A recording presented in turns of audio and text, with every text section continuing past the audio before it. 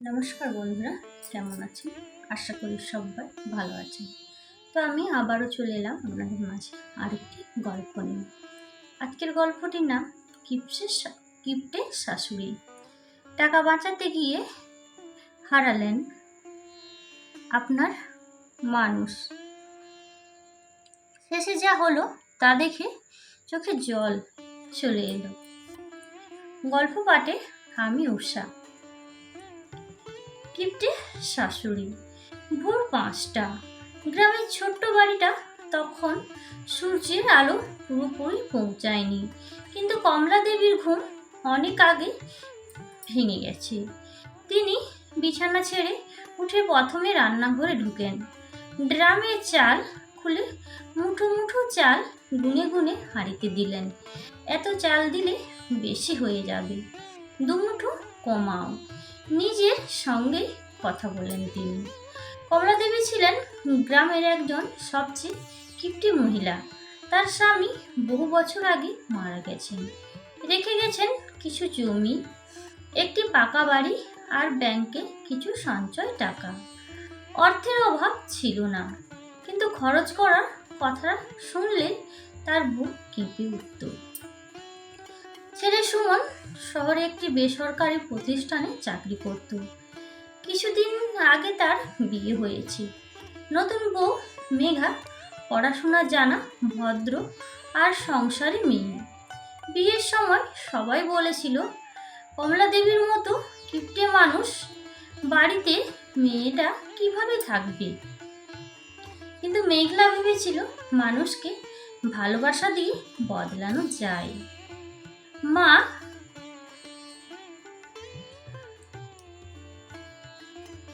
বিয়ের পর প্রথমে সকালে এসে শাশুড়ির সঙ্গে রান্নাঘরে গেল। মা, আমি কি সাহায্য করব? কমলা দেবী কড়া চোখে তাকিয়ে বললেন, সাহায্য করতে হলে আগে শিখে নাও কিভাবে সংসার চালাতে হয়। চাল, ডাল, তেল সব হিসেব করেই খরচ করতে হয়। মেঘলা মুচকি হেসে বলল, ঠিক আছে মা, আপনি যেমন বলবেন। কিন্তু সেদিন সে বুঝতে পারল হিসেবে আর কৃপণতার মধ্যে কত বড় পার্থক্য।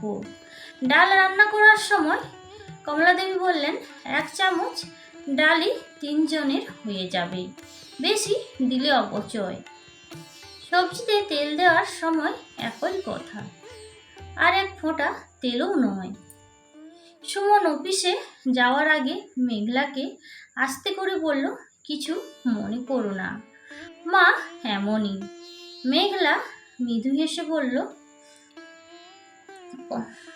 কয়েকদিন পর মেঘলার বাবা মা মেয়েকে দেখতে এলেন। মেঘলা খুব খুশি হয়েছিল। সে ভাবল আজ একটু ভালো রান্না করবে।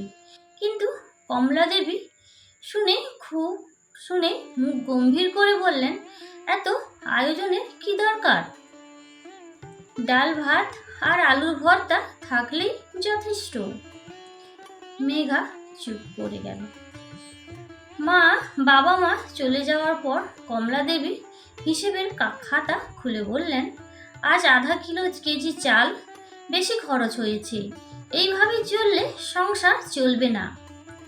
মেঘা খুবই কষ্ট হলো, কিন্তু সে কোনো প্রতিবাদ করল না।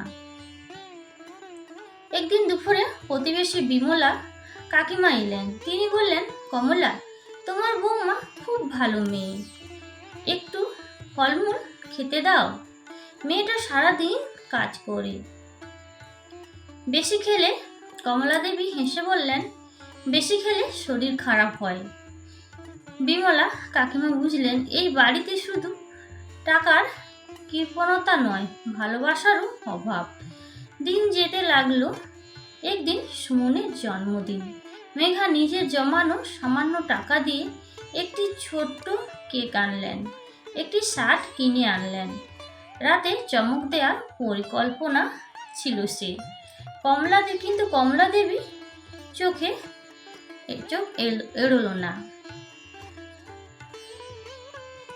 এগুলো কথা থেকে এলো? আমি নিজের টাকায় কিনেছি মা, নরম গলায় বলল মেঘা। কমলা দেবী রেগে আগুন। এত টাকা নষ্ট করার কি দরকার ছিল? জন্মদিনে কেক কাটতেই হবে নাকি? কথা শেষ হতে না হতে তিনি কেকটা টেবিল থেকে তুলে এক পাশে রেখে দিলেন। মেঘার চোখে জল চলে এলো। সুমন সব দেখলেও কিছু বলতে পারল না, কারণ সে জানতো মায়ের সঙ্গে তর্ক বাড়িয়ে আর কোনো আবারও অশান্তি হবে। সেই রাতে মেঘা চুপচাপ বারান্দায় বসে আকাশের দিকে তাকিয়ে ছিল।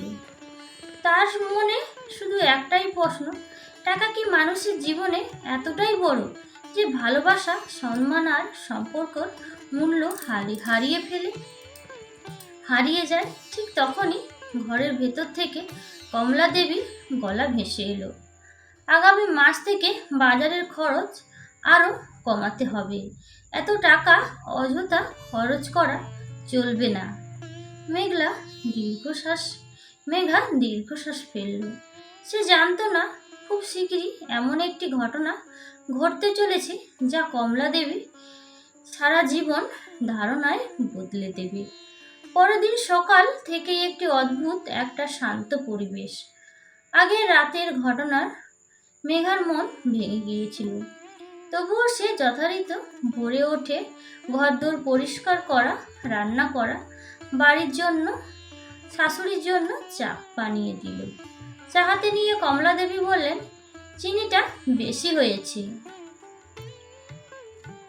আরেক চামচ কম দিলেই চলতো। মেঘা শুধু মাথা নিচু করে দাঁড়িয়ে রইল। সুমন সবকিছুই দেখছিল। সে মায়ের কাছে গিয়ে বলল, মা, সব কিছুর একটা সীমা থাকে। মেঘা তো নিজের জন্য কিছুই চায় না। কমলা দেবী রেগে বললেন, তুই এখন বউয়ের কথা শুনে আমাকে শেখাবি? আমি সারা জীবন হিসেব করে সংসার চালিয়েছি বলে আজ তোদের মাথার ওপর এই ছাদ। সুমন আর কিছুই বলল না। সেদিন দুপুরে কমলা দেবী বাজারে গেলেন। বাজারে একটি দোকানে বড়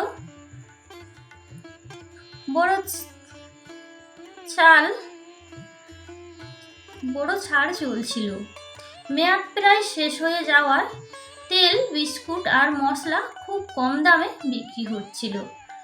দোকানদার বলল, কাকিমা, আর 2-3 দিনের মধ্যে মেয়াদ শেষ হবে। কমলা দেবী হেসে বললেন, কম দামে পেলে তো সেটাই ভালো, এত কিছু হয় না। মেঘলা বাড়িতে ফিরে প্যাকেটগুলো দেখে বলল, মা, এগুলো মেয়াদ তো শেষ হয়ে যাবে, নতুন জিনিস নিলে ভালো হতো। কমলা দেবী বিরক্ত হয়ে বললেন, তোমার নতুন প্রজন্ম শুধু টাকা উড়াতে জানো। কয়েকদিন পর সেই তেল দিয়েই রান্না হলো। রাতে খাওয়ার পর কমলা দেবীর পেট ব্যথা শুরু হলো। কিছুক্ষণের মধ্যে বমি, মাথা ঘোরা আর দুর্বলতা দেখা দিল। মেঘা ভয় পেয়ে বলল, মা, এখনই হাসপাতালে যেতে হবে। কিন্তু কমলা দেবী বললেন, হাসপাতালে গেলে হাজার হাজার টাকা খরচ হবে, একটু গরম জল খেলেই ঠিক হয়ে যাবে। মেঘা আর সুমন অনেক বুঝিয়ে লাভ হলো না। রাত বাড়তে কমলা দেবীর অবস্থা আরো খারাপ হতে লাগলো। তিনি দাঁড়াতেও পারছিলেন না।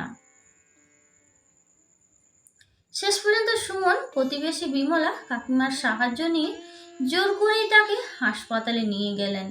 ডাক্তার পরীক্ষা করে বললেন, আর একটু দেরি হলে বিপদ হতে পারত। সম্ভবত নষ্ট তেল বা বাসি খাবার থেকেই খাদ্যে বিষক্রিয়া হয়েছে। একই কথা শুনে সুমন আর মেঘা একে অপরের দিকে তাকালো। কয়েকদিন হাসপাতালে থাকতে হলো কমলা দেবীকে। হাসপাতালের বিল দেখে তিনি দীর্ঘশ্বাস ফেললেন। এত টাকা? ডাক্তার শান্ত গলায় বললেন, যদি সময় মতো ভালো খাবার কিনতেন আর চিকিৎসা করাতেন তাহলে এই টাকা খরচ হতো না। কমলা দেবী প্রথমবারের মতো চুপ হয়ে গেলেন। হাসপাতালে থাকাকালীনই মেঘা এক মুহূর্তের জন্য তাকে একা ছাড়েনি। নিজের হাতে খাবার খাইয়েছেন, ওষুধ দিয়েছেন, সারা রাত জেগে থেকেছেন। একদিন গভীর রাতে কমলা দেবী ঘুম ভেঙে দেখল মেঘলা চেয়ারে বসে মাথা নিচু করে ঘুমিয়ে পড়েছে। ক্লান্তিতে তার চোখের নিচে কালি পড়ে গেছে। কমলা দেবী বুকের ভেতরটা হঠাৎ কেঁপে উঠল। তিনি মনে মনে বললেন যে মেয়েটাকে আমি কখনো আপন করে নিতে পারিনি, সেই আজ আমাকে নিজের মেয়ের মতো আমার পাশে দাঁড়িয়ে আছে। প্রথমবারের মতো তার চোখে অনুশোচনার জল এসে গেল। কিন্তু তখনও তিনি জানতেন না বাড়িতে ফিরে এমন একটি ঘটনা তার জন্য অপেক্ষা করছে, যা তার জীবনের সব হিসেব বদলে দেবে। এক সপ্তাহ পর হাসপাতাল থেকে বাড়ি ফিরলেন কমলা দেবী। শরীর অনেকটাই দুর্বল। আগে যিনি সারাদিন ঘরের সব কাজ নিজে করতে চাইতেন, এখন এক গ্লাস জলও তুলতে অন্যের সাহায্য লাগে। মেঘা সকাল থেকে রাত পর্যন্ত তার সেবা করতে লাগলো। সময় মতো ওষুধ, পুষ্টিকর খাবার, গরম জল সবকিছুই সে নিজের হাতে একা করে দিত। কিন্তু দুপুরে কমলা দেবী বললেন, মেঘা, আমার জন্য এত কিছু করছো কেন? আমি তো কখনো তোমার সঙ্গে ভালো ব্যবহার করিনি। মেঘা মৃদু হেসে উত্তর দিল, আপনি আমার শাশুড়ি নন, আমার মায়ের মতো। মা অসুস্থ হলে কি মেয়ে তার যত্ন নেয় না? এই কথা শুনে কমলা দেবীর চোখ ভিজে উঠলেন। তিনি মুখ ঘুরিয়ে নিলেন যাতে কেউ তার চোখের জল দেখতে না পায়। কয়েকদিন পর দুর্গাপুজো এলো। প্রতিবেশী বিমলা কাকিমা নতুন শাড়ি পরে মেঘার সঙ্গে দেখা করতে এলেন। তিনি অবাক হয়ে দেখলেন মেঘার গায়ে একটি এখনো বিয়ের সেই পুরনো শাড়ি। তিনি জিজ্ঞেস করলেন, মেঘা, এবছর নতুন শাড়ি কিনলে না? মেঘা হেসে বলল, মায়ের চিকিৎসায় অনেক খরচ হয়েছে, তাই ভাবলাম নতুন শাড়ি না কিনলেও চলবে। কমলা দেবী পাশের ঘর থেকে সব কথা শুনছিলেন। তার বুকের ভেতরটা মোচড় দিয়ে উঠল। তিনি মনে মনে ভাবলেন যে মেয়েটাকে আমি একটা ভালো শাড়িও কিনে দেইনি, সে আমার জন্য নিজের ইচ্ছেটাও ত্যাগ করল। সেই রাতে কমলা দেবী আলমারির পুরনো লোহার সিন্দুক খুললেন। সেখানে বছরের পর বছর ধরে জমিয়ে রাখা টাকা, গয়না আর সঞ্চয়ের খাতা ছিল। তিনি একটার পর একটা খাতা দেখেছিলেন। হঠাৎ তার মনে হলো, এই টাকাগুলো জমিয়ে কি পেলাম? জীবনে আনন্দ তো কখনোই উপভোগ করলাম না, নিজের মানুষগুলোকেও সুখ দিতে পারিনি। পরদিন সকালে তিনি সুমন আর মেঘাকে ডাকলেন। দুইজনেই কিছুটা অবাক হয়ে তার সামনে বসলো। কমলা দেবী ধীরে ধীরে বললেন, আজ তোমাদের কাছে আমার একটা বড় অপরাধ স্বীকার করতে চাই। সুমন চমকে উঠল। মা, এসব কি বলছো? কমলা দেবী কাঁদতে কাঁদতে বললেন, আমি সারা জীবন শুধু টাকা বাঁচানোর কথা ভেবেছি, কিন্তু বুঝতে পারিনি টাকা বাঁচাতে গিয়ে মানুষের মন হারিয়ে ফেলেছি। মেঘা, আমাকে ক্ষমা করে দাও মা। মেঘা তাড়াতাড়ি উঠে এসে তার হাত ধরে বলল, মা, ক্ষমা চাওয়ার কিছুই নেই, সংসারে ভুল হতেই পারে। কমলা দেবী আর নিজেকে সামলাতে পারলেন না। তিনি মেঘাকে জড়িয়ে ধরে কাঁদতে লাগলেন। সেদিন তিনি বাজারে গেলেন। ফিরে এলেন বড় বড় ব্যাগ ভর্তি বাজার নিয়ে। তাজা তাজা ফল, ভালো চাল, মাছ, মাংস, মিষ্টি আর একটি সুন্দর লাল সবুজ শাড়ি। শাড়িটা মেঘার হাতে দিয়ে বলল, এটা আমার মেয়ের জন্য। মেঘার চোখে আনন্দে জল চলে এলো। কয়েকদিন পর বাড়িতে ছোট্ট করে লক্ষ্মী পুজোর আয়োজন করা হলো। প্রতিবেশীরা সবাই এলেন। বিমলা কাকিমা অবাক হয়ে বললেন, কমলা, তোমার এত পরিবর্তন হলো কিভাবে? কমলা দেবী হেসে বললেন, আমি বুঝেছি টাকা মানুষের প্রয়োজন মেটায়, কিন্তু ভালোবাসা ছাড়া কোনো সংসার পূর্ণ হয় না। কৃপণতা শুধু জিনিস বাঁচায়, উদারতা সম্পর্ক বাঁচায়। সবাই হাততালি দিল। সুমনের মায়ের দিকে তাকিয়ে হাসলো। মেঘাও মনে মনে ঈশ্বরকে ধন্যবাদ জানালো। সন্ধ্যায় বাড়ির উঠোনে তিনজন একসঙ্গে বসে চা খাচ্ছিল। কমলা দেবী বললেন, আজ এতদিন পরে মনে হচ্ছে এটাই আমাদের সত্যিকারের সংসার। মেঘা মৃদু হেসে উত্তর দিল, সংসার টাকায় নয় মা, মানুষের ভালোবাসায় গড়ে ওঠে। আকাশে তখন পূর্ণিমার চাঁদ উঠেছে। সেই নরম আলোয় কমলা দেবীর মুখে ফুটে উঠেছিল তৃপ্তির হাসি। তিনি বুঝেছিলেন টাকা জমিয়ে ধনী হওয়া যায়, কিন্তু ভালোবাসা জমিয়ে তবেই সত্যিকারে ধনী হয়। কৃপণতা মানুষকে একা করে দেয়, আর উদারতা পরিবারকে এক সুতোয় বেঁধে রাখে। তো বন্ধুরা, গল্পটা কেমন হয়েছে? গল্পটা যদি ভালো লেগে থাকে একটা লাইক, একটা কমেন্ট, একটা শেয়ার করে দেওয়ার অনুরোধ রইল। আর যারা প্রথম থেকে লাস্ট পর্যন্ত আমার গল্পটি শোনার জন্য অসংখ্য অসংখ্য ধন্যবাদ। অনেক অনেক ভালোবাসা। ভালো থাকবেন, সুস্থ থাকবেন, নিজেদের খেয়াল রাখবেন।